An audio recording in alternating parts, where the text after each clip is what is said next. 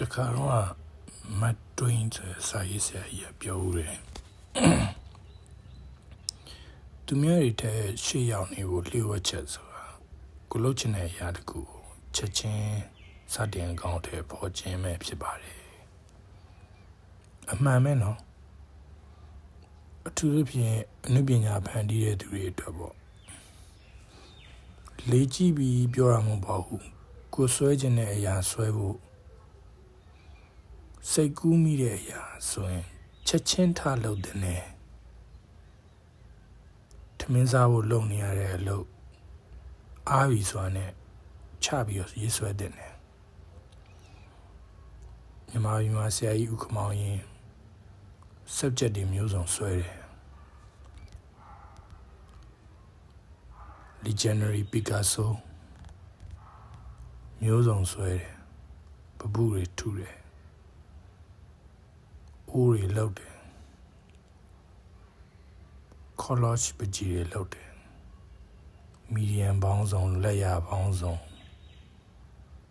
တောင်းနဲ့ချီသိန်းနဲ့ချီပြီးတော့ထုတ်လုပ်ခဲ့တယ်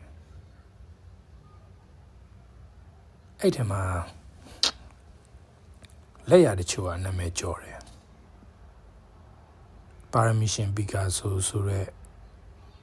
နာမည်ကြီးရဲ့နောက်မှာထောင်နဲ့တောင်းနဲ့သိန်းနဲ့ချီတဲ့ပကြီးပပုတွေသူစိတ်ကူးရပြီးလှုပ်ချင်တဲ့အချိန်မှာချက်ချင်းထလှုပ်ခဲ့တဲ့ဝရိယအလုပ်ကြိုးစားခြင်းကအဓိကပါပဲ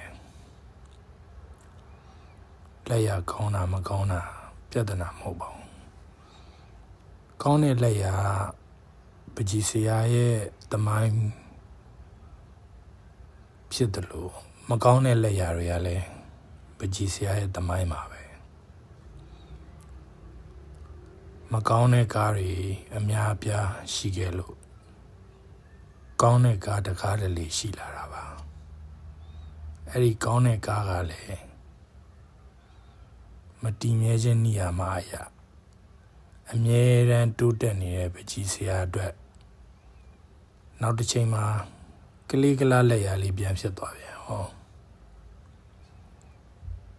တဖြည်းဖြည်းနားလည်လာတော့တကယ်တင်ဆရာမြင်ဆရာတွေရဲ့အမြဲတမ်းလက်သုံးစကားများများဆွဲกว่าဆိုတာပါပဲဗျာ